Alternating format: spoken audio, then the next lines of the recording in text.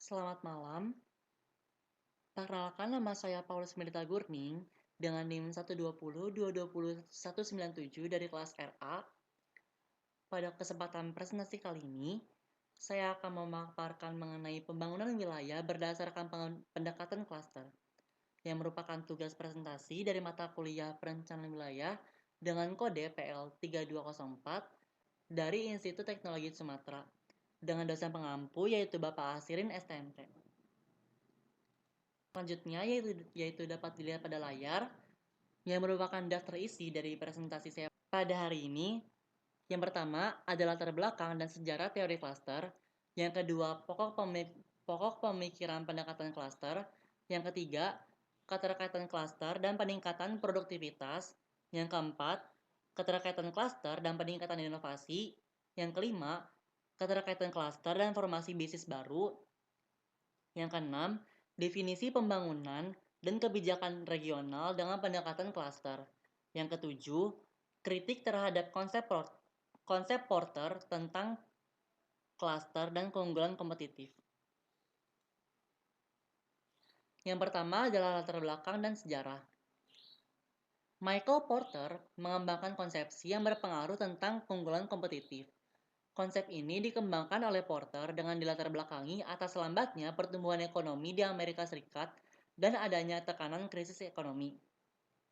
Menurut Porter, pendekatan tradisional atau kebijakan industri untuk pengembangan ekonomi tidak berfungsi. Pendekatan tradisional yang dimaksud meliputi, yang pertama, perbaikan lingkungan dan iklim bisnis, bersaing secara agresif untuk investasi dan pabrik baru. Yang kedua, pembangunan industri-industri berteknologi tinggi. Dan yang terakhir, pembangunan pertumbuhan yang tinggi dengan cara berinvestasi pada infrastruktur dan proses kawasan industri. Oleh karena itu, menurut Porter, perlu pembentukan ulang model pengembangan ekonomi wilayah dengan mengembangkan cara pandangan baru yang disebut kebijakan klaster. Pembahasan yang kedua yaitu pokok pemikiran pendekatan klaster.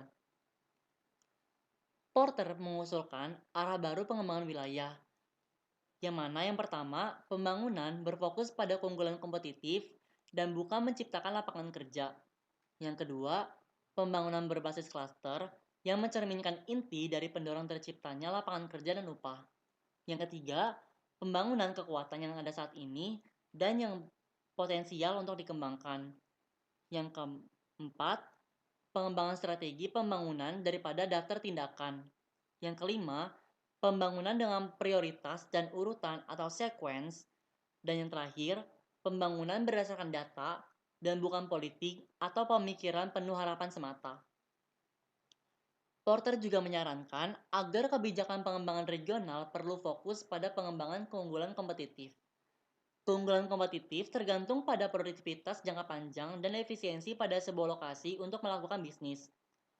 Produktivitas perusahaan dan pekerja serta kemampuan untuk mencapai partisipasi warga yang tinggi dalam pekerjaan. Wilayah yang kompetitif sendiri adalah ketika perusahaan-perusahaan di wilayah tersebut beroperasi secara kompetitif atau unggul dengan wilayah lain, baik itu nasional maupun global, sehingga mampu memelihara dan memperbaiki upah dan standar hidup. Menurut Porter, faktor-faktor yang menentukan keunggulan daya saing wilayah antara lain, yang pertama, ada faktor endowment, yang merupakan sumber daya yang telah dimiliki oleh suatu wilayah, seperti lokasi, lahan, kesuburan tanah, iklim, dan lain-lain. Yang kedua yaitu keunggulan makroekonomi, yang mencakup kebijakan moneter dan fiskal, dan juga pembangunan manusia dan kelembagaan politikal yang efektif. Dan yang terakhir, yaitu faktor keunggulan mikroekonomi, yang mencakup kualitas lingkungan dan iklim bisnis, pengembangan klaster, dan yang terakhir kecanggihan strategi dan operasional perusahaan. Klaster sendiri adalah kelompok perusahaan yang saling berhubungan secara geografis dan secara langsung dengan kelembagaan yang saling berkaitan dalam bidang tertentu, dihubungkan oleh kesamaan dan hubungan saling melengkapi. Klaster terjadi di banyak industri, di bidang yang lebih kecil seperti pendidikan dan lain-lain. Klaster sendiri terjadi baik di negara maju maupun berkembang, Meskipun klaster yang ada di negara maju cenderung jauh lebih berkembang daripada yang ada di negara berkembang. Komposisi ekonomi wilayah berdasarkan klaster dapat dibedakan menjadi klaster global dan juga klaster lokal. Klaster global melayani pasar nasional dan global, dan juga mudah terpapar kompetisi dengan wilayah dan negara lain. Sedangkan untuk klaster lokal, melayani pasar lokal dengan sedikit terpapar kompetisi dengan wilayah lain di dalam negeri maupun luar negeri. Persentase dari klaster lokal yaitu sebanyak 80% dan juga untuk klaster global yaitu sebanyak 20%.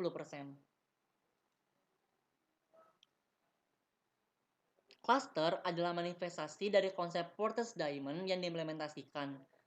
Kedekatan yang timbul dari co-location perusahaan, pelanggan, pemasok, dan institusi lain memperkuat semua tekanan untuk berinovasi dan meningkatkan produktivitas. Cluster mempengaruhi persaingan dalam 3 cara yang luas dengan mencerminkan dan memperkuat bagian Porter's Diamond. Yang pertama, yaitu meningkatkan produktivitas saat ini dari perusahaan atau industri konstituen. Yang kedua, meningkatkan kapasitas peserta klaster untuk inovasi dan pertumbuhan produktivitas. Dan yang terakhir, yaitu merangsang pembentukan bisnis baru yang mendukung inovasi dan memperluas klaster. Masing-masing dari 3 pengaruh klaster yang disebutkan ini berpengaruh terhadap persaingan sampai taraf tertentu. Hal ini tergantung pada hubungan pribadi, komunikasi tatap muka, dan yang terakhir yaitu jaringan individu dan lembaga yang berinteraksi.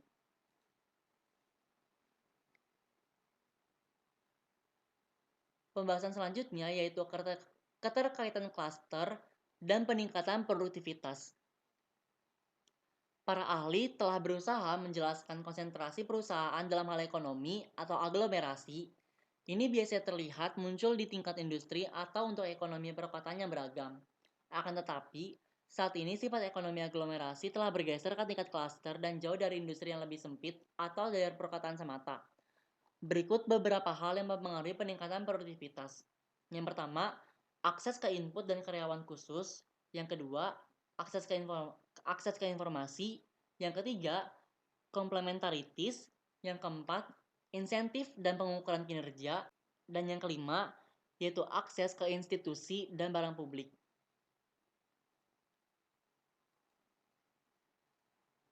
Selanjutnya yaitu keterkaitan klaster dan peningkatan inovasi. Partisipasi klaster menawarkan banyak potensi keuntungan dalam inovasi dan peningkatan dibandingkan dengan lokasi yang terisolasi. Beberapa karakteristik klaster yang meningkatkan produktivitas saat ini bahkan lebih penting untuk inovasi. Perusahaan-perusahaan dalam sebuah klaster seringkali dapat lebih jelas dan lebih cepat memahami kebutuhan pembeli baru daripada pesaing yang terisolasi. Partisipasi klaster juga menawarkan keuntungan dalam memahami kemungkinan teknologi, operasi, atau pengiriman yang baru, sedangkan perusahaan yang terisolasi sebaliknya, menghadapi biaya yang lebih tinggi dan hambatan yang lebih curam untuk mengumpulkan wawasan, serta kebutuhan yang lebih besar untuk menciptakan pengetahuan di rumah. Perusahaan yang mengandalkan integrasi vertikal menghadapi inersia, pertukaran yang sulit jika inovasi mengikis nilai aset internal, dan kendala jika produk atau proses saat ini harus dipertahankan sementara yang baru dikembangkan. Memperkuat keunggulan-keunggulan lain untuk inovasi ini adalah tekanan untuk meningkatkan inovasi. Namun, dalam keadaan tertentu, partisipasi klaster dapat menghambat inovasi. Ketika sebuah klaster berbagi pendekatan seragam untuk bersaing, dalam keadaan ini, peserta klaster mungkin tidak lebih buruk pada prinsipnya daripada perusahaan yang terisolasi. Tetapi perusahaan dalam kelompok yang didirikan mungkin menderita hambatan yang lebih besar untuk memahami kebutuhan untuk berubah. Keterkaitan klaster dan formasi bisnis baru. Banyak bisnis baru dibentuk di klaster yang ada daripada di lokasi yang terisolasi.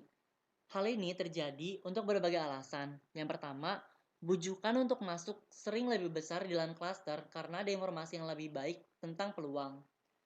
Peluang yang dirasakan di lokasi klaster sendiri diupayakan di sana karena hambatan untuk masuk lebih rendah daripada di tempat lain. Lalu aset, keterampilan, input, dan staf yang dibutuhkan seringkali tersedia di lokasi klaster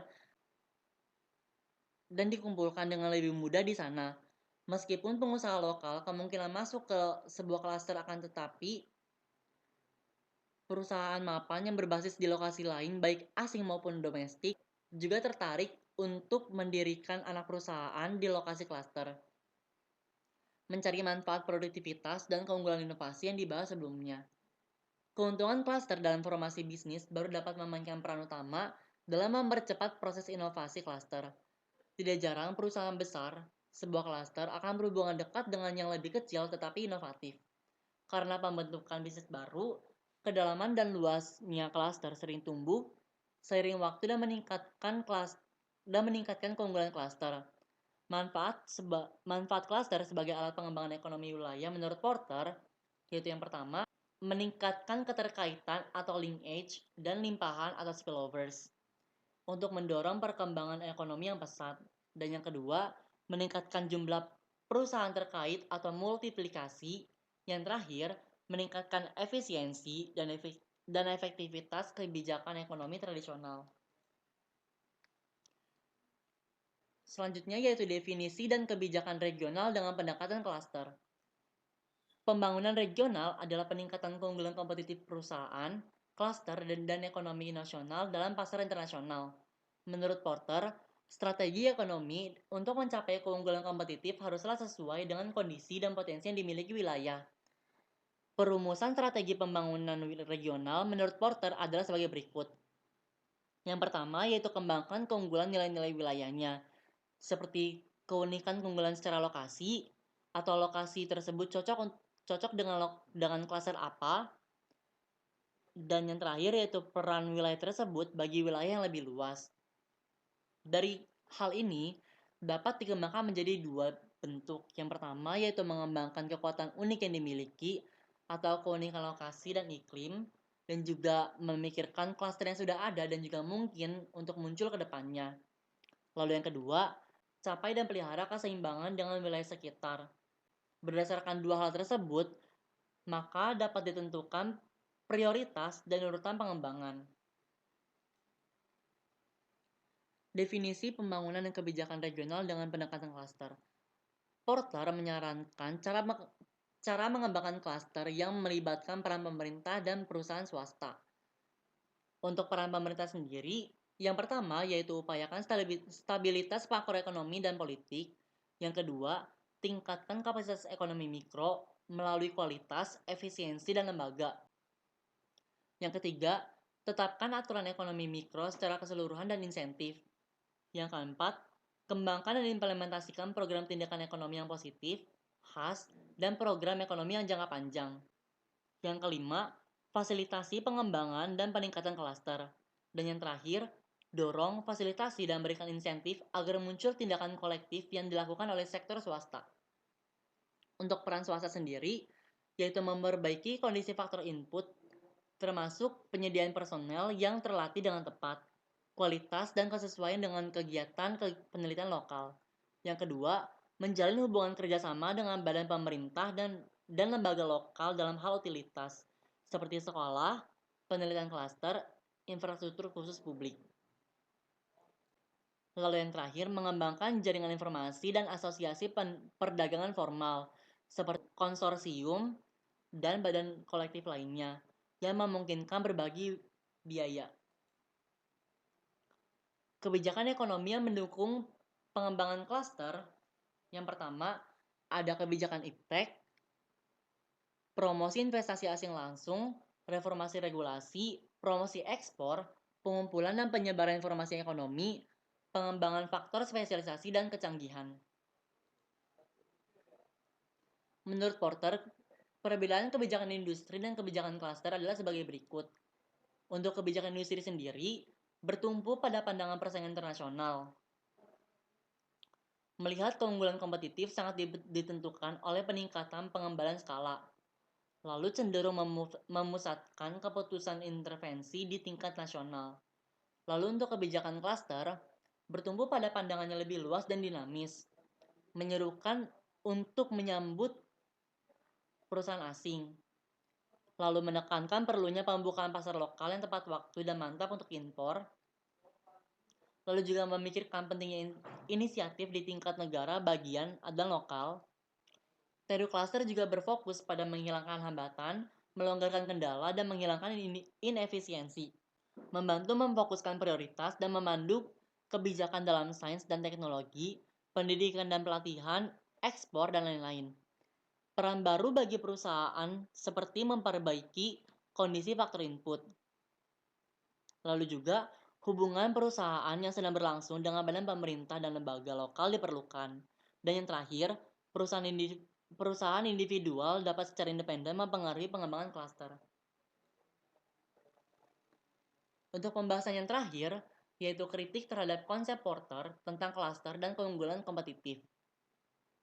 Untuk kritik yang pertama, yaitu merek klaster Porter telah tercemar sampai taraf tertentu oleh promosi dan konsultasi komersial. Yang kedua, skala dan level di mana klaster membentuk, mengoperasikan, dan memperluas belum ditentukan dengan jelas.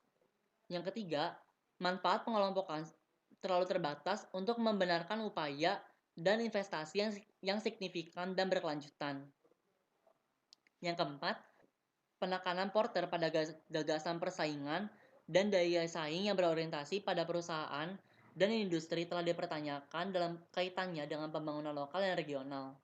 Yang kelima, tidak jelas apakah dan bagaimana daya saing dapat bersifat teritorial dan didefinisikan dalam istilah lokalitas, wilayah, atau negara. Yang keenam, sampai sejauh mana suatu tempat menanggapi diri mereka bersaing satu sama lain. Dan yang terakhir, peningkatan produktivitas dapat mengakibatkan hilangnya pekerjaan dan dampak yang merugikan pada ekonomi lokal dan regional. Sekian presentasi yang dapat saya sampaikan. Kurang lebihnya mohon maaf. Selamat malam.